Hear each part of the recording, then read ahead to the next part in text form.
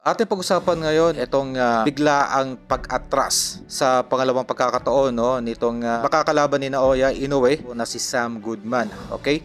So ito na yung formal na pag-atras nitong si Sam Goodman kontra Inoue. Okay? So obviously, isa lamang ang dahilan nito at walang iba kundi ang matinding takot. Okay yan. Paniguradong sasapitin nitong si Goodman ngayong Enero 24. Okay, so kanila lang napagpasyahan. Gano pa man ay nagbigay po ng options itong manager ni Naoya Inoue na si Ohashi. Okay?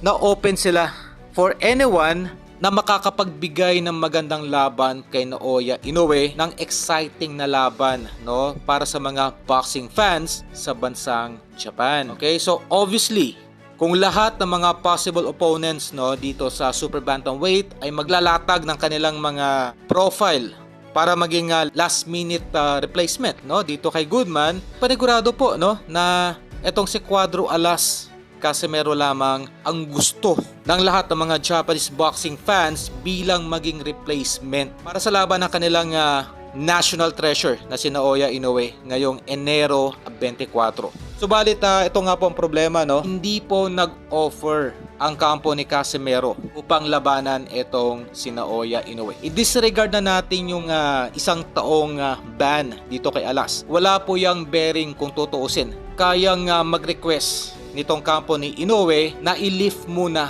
temporarily itong 1-year ban dito kay Casimero sa kanilang bansa sa Japan. Okay? Yan po ay nagawa na ng kampo nitong si Naoya Inoue dito kay Luis Neri.